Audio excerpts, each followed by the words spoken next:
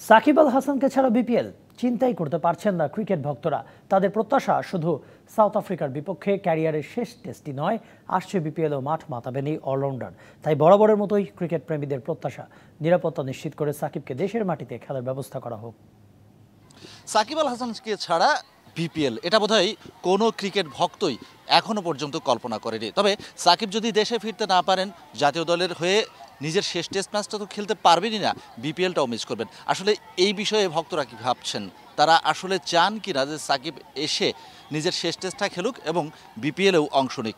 আপনি কি চাচ্ছেন? আমরা চাচ্ছি সাকিব ভাই অবশ্যই বিপিএল খেলবে। এত বড় একটা ঘরোয়া লিগে যদি সাকিব ভাই ছাড়া যদি মানে শুরু করা হয়, কিংবা সাকিব ভাই যদি না থাকে, তাকে যদি আমরা না পাই, তাহলে এটা আমাদের জন্য আর কি একটু কষ্টদায়ক। যারা ওনার ফ্যান আছে অবশ্যই ওনাকে মিস করবে। তো আমরা চাই যে উনি খেলুক, বিপিএলে খেলুক, এই বিপিএলটা অন্তত খেলুক।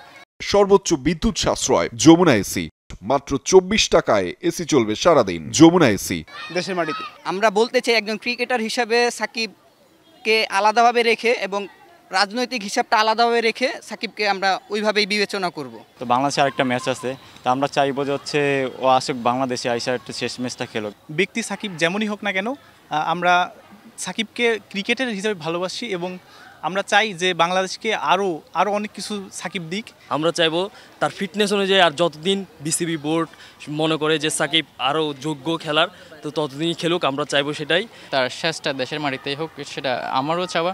আমার মনে হয় প্রতিটা ক্রিকেট ভক্তেরই চাওয়া সেটা। অনেক ধন্যবাদ আপনাকে। অর্থাৎ প্রত্যেকটা ক্রিকেট ভক্তেরই প্রত্যাশা সাকিব আল হাসান দেশের ক্রিকেটের পোস্টার বয়, তিনি আসলে অবসরটা নিক, দেশে এসে দেশের মাটিতে খেলে।